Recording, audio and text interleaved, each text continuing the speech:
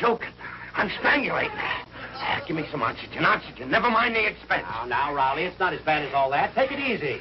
Now, go ahead and take a deep breath. There, you see, you can breathe all right. I don't know. I didn't feel any air go down into my lungs. I got a hole in my neck. Yes, your mouth. Now, relax and tell me what happened. I swallowed a fish and it stabbed me. Is that all? A little fish bone. A little fish bone. I got his whole fin in my throat with part of the rudder. I tell you, I can't get any air through my gills. Give me some oxygen. Now, wait a minute, Rowley. Open your mouth. You want me to help you. Let me see. They are. What's the matter? No, he's trying to go upstream. That bone. I can't. That bone must be a yard long. It hurts me worse when I'm sitting. Now, Riley, relax. There's no bone lodged in your throat, although it did leave a slight scratch. But it'll be all right in a few hours. A slight scratch? Yes. Oh, is that all? Yes. Well, I guess I'll go back and finish the fish. They don't give you any rebate at that lunchroom for what you leave on your plate. What do I owe you, sir? Nothing. This is on the Stevenson Aircraft Company. Gee, that's a good deal. I got to get sick more often if it's on the cuff. Well, thanks a lot, Doc. Just a minute, Riley. You seem to have a condition much more serious than a fish bone. I have? Yeah. Open your mouth again. A chicken bone? No, open your mouth again. They are. Wider.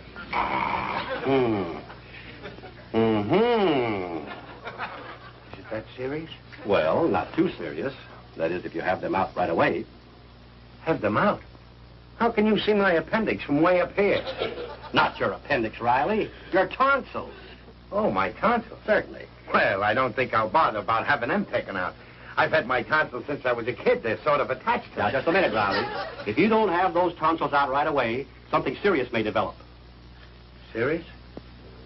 You on the level? Otitis media, septicemia, rheumatic, endocarditis, quinsy. Quinsy? Yes. So you see, an operation is really necessary. An operation? Yeah. But, Doc, couldn't I cure it myself? Oh, certainly not. Maybe if I read that book, the Quinsy Report. Now, look, Riley. In your case, an operation is specifically indicated. But an operation? Maybe I could wait till I got ripe and dropped off. Oh, stop acting like an infant. Why, a tonsillectomy is as simple as ABC. There's nothing to it. We just take a small instrument about, no larger than this. You see? And snip, snip, and they're out. I'll make a reservation for you at the hospital. Okay, let's say next year. No, tomorrow. Riley, those tonsils must come out. Hello, dear. Hello, Dumpling. You're awful late tonight. Hi, Pop. Hello, Daddy. Hello, children. I hope you're hungry. I just fixed the most delicious... Riley, what's the matter? I can tell by your face something's wrong. Nothing's wrong. Everything's great. Daddy, what is it? Tell me, dear. It's really nothing. I'd rather not even talk about it. I'd rather suffer. Suffer in silence. Oh, Riley, tell me, what is it? Peg, I'm a sick man. Oh, no, darling. Daddy, Daddy. Gee, Pop, you better sit down. Yeah. Peg, help me over to the chair. Oh, my sweet darling, of course I will. Here's a pillow, Pop. Thanks, Junior. Daddy, shall I put on your slippers? Okay, but I think you'll find them a little too large for you. Oh, sweetheart, what happened? I can't stand it. I saw the doctor today where I work. The doctor? About what? Peg, you gotta be brave. Prepare yourself for a shock. Oh, sweetheart, what is it? A lot of things. Soditis, end of the carditis, and September Santa Anita. That's what I'll get if I don't have my tonsils taken out. Tonsils? Is that all? Daddy, Gosh, Pop, I thought you were going to keep the pocket. Well, don't be so disappointed. I tell you, I'm a sick man, a very sick man. My life is hanging by a thread. One tug and But I can take it. I've lived a good, clean life. And if I have to go, well... Well, I'm certainly glad everybody's laughing. I'm glad my tonsils tickle you. Oh, I'm sorry, dear, but there's nothing to a tonsil operation. Nothing to it, she says. They're going to slit my throat from ear to ear and rip out my tonsils, and she says there's nothing to it. Oh, Pop, they may not even cut your tonsils out. They may burn them out like a kid at school. Burn them out? Nothing doing. Nobody's shoving a blowtorch down my throat. Oh, it's a simple operation. You won't even feel it. You can say that again, because I ain't even going to the hospital. Oh, Daddy, it's an absolutely minor operation. Of course, be sensible. If your tonsils have to go, they have to go. Yeah, but I don't want to go with them. Daddy, you're just exaggerating things in your mind. Gee, Pop, I never thought you'd be a coward. A coward? I am not a coward. I'm just scared. I mean, of you kids and your mother. Here you are all alone, and tomorrow I go to the hospital. Well, cheer up, Pop. We'll get along without you. What? I mean, till you come home. Hey, don't worry about us, dear. We'll be all right. Well, that makes me feel a little better.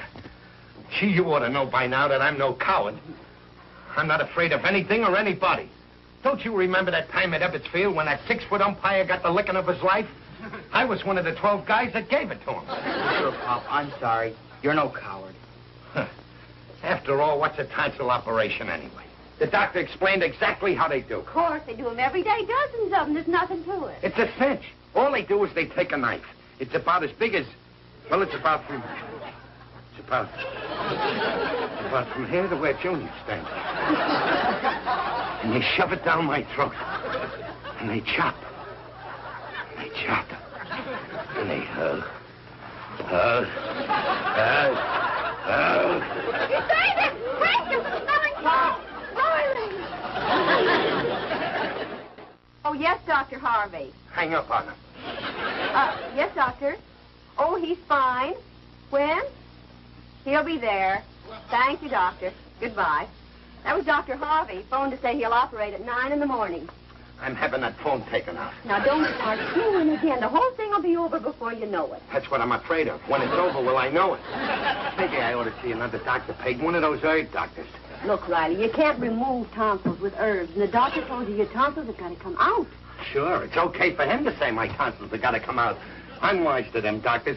They think tonsils grow on trees. Well, why should he insist on an operation if it weren't necessary? You're not paying him. He gets the same salary from the plant whether he operates or not. That don't fool me. I know doctors. They love to operate. It's a disease with them. Oh, Daddy, it's nothing. I had my tonsils taken out when I was only 6. You were too young to know what you were doing. Listen, dear, you need to get your mind off of it for a while. Why don't you go over and gab a while with Jim Gillis?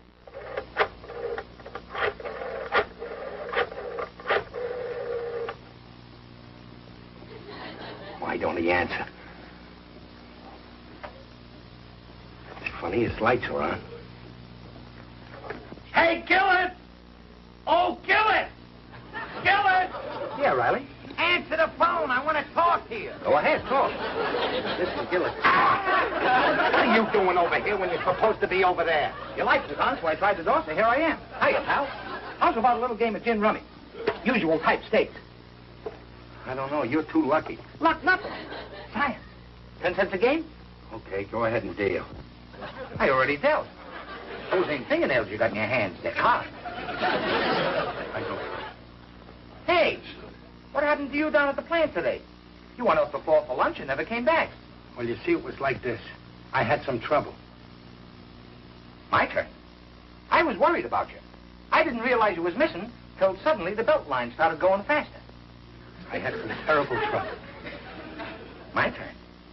If Riley, my pal, is in trouble, that I couldn't stand. I know. You got fired. It was worse trouble than that. I got to go to the hospital tomorrow. My turn. Hospital? What? Hey, what's the trouble? There's nothing wrong with you, is there, pal? Or if there's anything wrong with you, my best friend, It's my tonsils. Tonsils? Is that all? Ain't that enough? My turn. You got a nerve aggravating me over a couple of measly tonsils? Ain't you got no consideration? It's easy for you to say. What do you know about it, Gillis? I know plenty about surgery. Why, there ain't a day goes by I don't read all the obituary columns. My turn. Sorry. Taking out tonsils is a cinch. There's nothing to it. Any good doctor can perform that operation blindfolded. Blindfolded, huh? Well, my doctor, if he wants to get paid, better take a peek. My turn. My hand don't seem to be getting any better. You're in bad shape, rather. Scared stiff. Now, why don't you relax? There's nothing to it. Oh, what do you know about it? Have you ever had your tonsils taken out? No, but believe me, I'd be glad to if I ever had the opportunity. Boy, would I love to go to a hospital and stay overnight. 24 wonderful hours away from my wife. Some wife. Ether is better. That's it. Gin. Well, I like my wife. She's cute. And I like my tonsils. They're cute, too. Riley, turn your face this way. A little more. I want to tell you something to your face. You're a coward. I am not a coward. Then stop squawking. If the doctor says you gotta do it, you gotta do it. The whole thing will only take a minute. Only a minute, huh? Sure. They put you to sleep.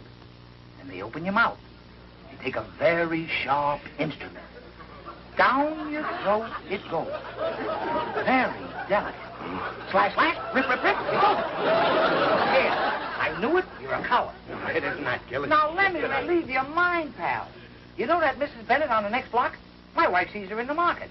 Well, she had her tonsils taken out, and the very next day she was given a party.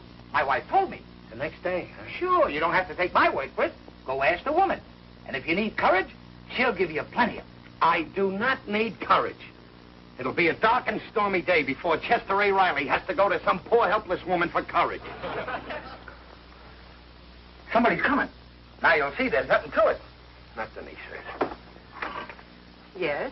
Hello, is Mrs. Bennett in? Who should I say is calling? Riley. Chester A. Riley. I live down the street, and we found out that Miss Bennett was just in the hospital. And the same thing's going to happen to me. Oh? So, well, you know, I thought maybe she could give me some advice. I'll tell her you're here. Come in, please. Who is that at the door, Matilda? It's a Mr. Riley from down the block, ma'am. He must have heard about you giving birth to the twins, and I think he wants a little advice. I guess his wife is expecting. I guess so, ma'am. Well, then you'd better finish feeding the twins. I know how nervous a prospective father can be. Oh, Mr. Riley, come on in here. Hello, Mrs. Bennett. Hello. This is my friend Gillis. How do you do, ma'am? How do you do? Go ahead, Riley. Get it over with. Oh, do sit down, gentlemen. Mr. Riley, I realize what a strain you must be going through. Well, I am a little nervous, but mostly on account of my wife. Well, naturally. After all, it's your wife's problem, too, isn't it? Why couldn't this thing have happened when I was single? You're retaining your sense of humor. But now I realize how upset you must be. But just remember, this sort of thing happens every day. Now, take my case. I had 2 of them. 2 of them? Doesn't everybody have 2? Oh, Mr. Riley. But now that it's all over, my husband and I are so happy. Would you like to see them? See them? You mean you brought them home with you? And you know something? I can't tell one from the other. That don't bother me.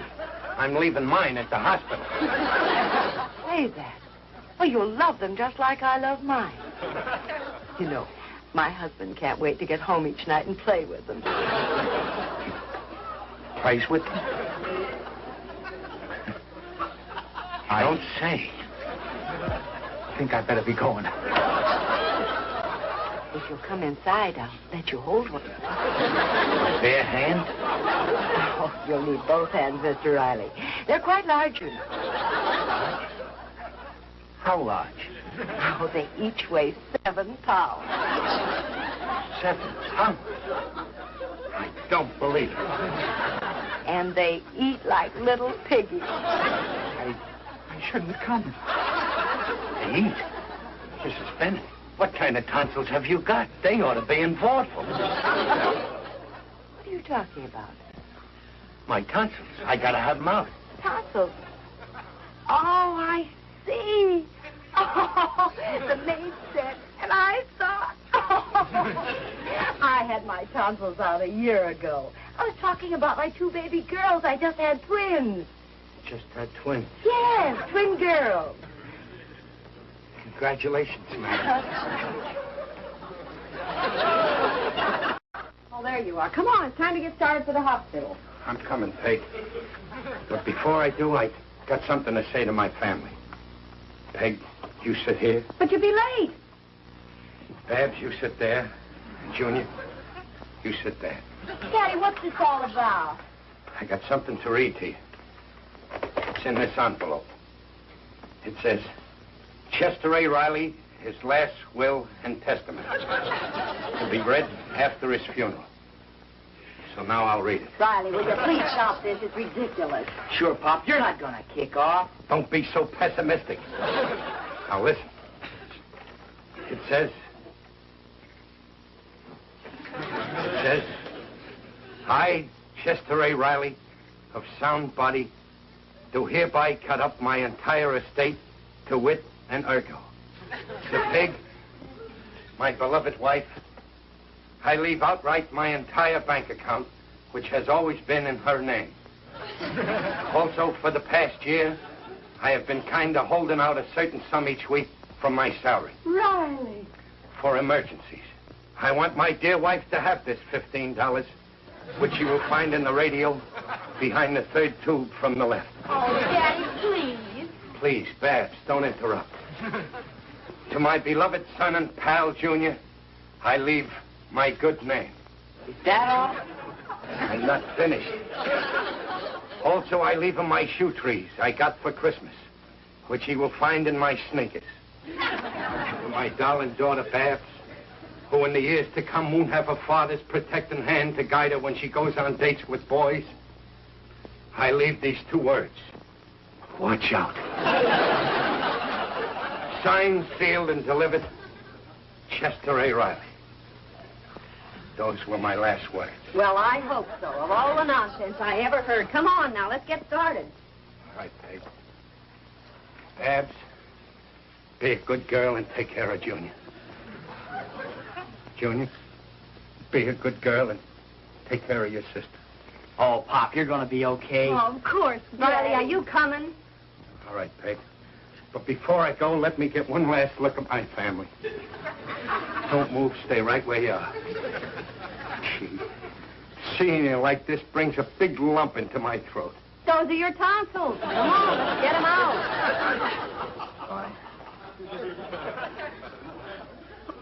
Nurse, fan me. Water. Take my pulse.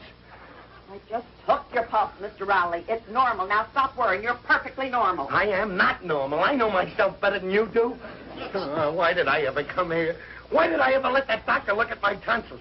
I'll never open my big mouth again. Now try to relax. Good as the way you act, you think you were going to die. I like to look ahead. Where's my late widow? She should have been back by now. You went ask for some lunch. She'll be here when you get back from the operating theater. See it? Nothing doing. Nobody's selling tickets to look at me. What they call the surgery room. Now I better get you ready. You mean my time has come? I'm going to give you something for your nerves. You'll feel better. You mean you're going to stab me with that dagger?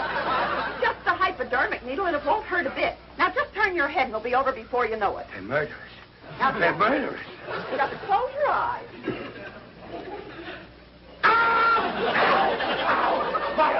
My arm! Get back in bed. All I did was swab your arm with alcohol. Now lie still. Well, why don't you do it and get it over with? It's all done, Mr. Riley. I told you it wouldn't hurt. Oh. I guess it was a dull needle. Now try to relax. The orderlies will come and get you with a stretcher in a few minutes. Where's my late widow and my children? They're waiting in the green room. Now try to go to sleep. Sleep? Not me. I'm staying awake. Make sure that doctor knows what he's doing. I'm not taking any chances.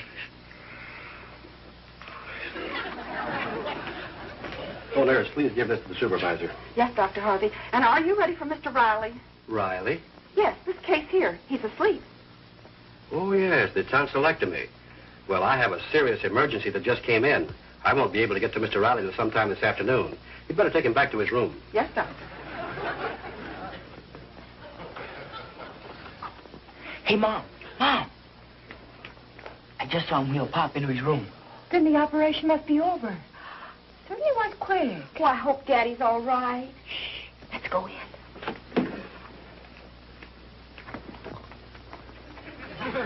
Poor thing's still asleep. It's the anesthetic. I guess it takes a dope while to wear off. Where's the nurse? He shouldn't be left alone after an operation.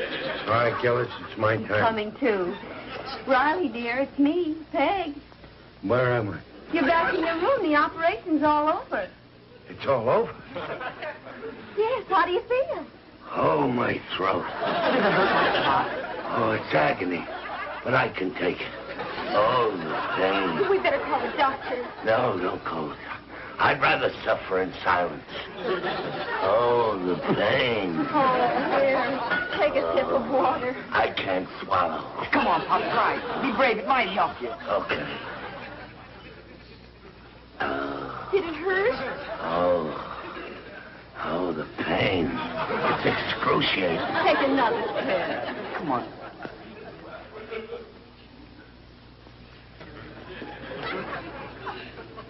Hey, that didn't hurt at all. You don't sound so hoarse, dear. Well, you sound more like yourself, Daddy.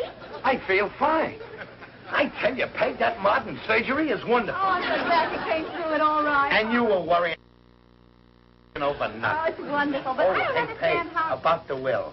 I was only kidding about that $15. There's no $15 behind the radio. There isn't now. It's right here in my bag.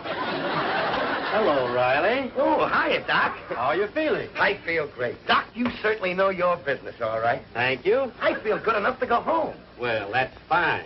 I'll send the stretcher right in. Oh, I don't need no stretcher to get to the bus. Riley, you're certainly a card. Yeah. But don't worry, I'll have you out of that operating room in no time. What operating room? I thought the operation was over. I certainly wish it were. I'm so tired I can't see straight. You mean that I wasn't up? That I that I still got him? Let me out! Let me out!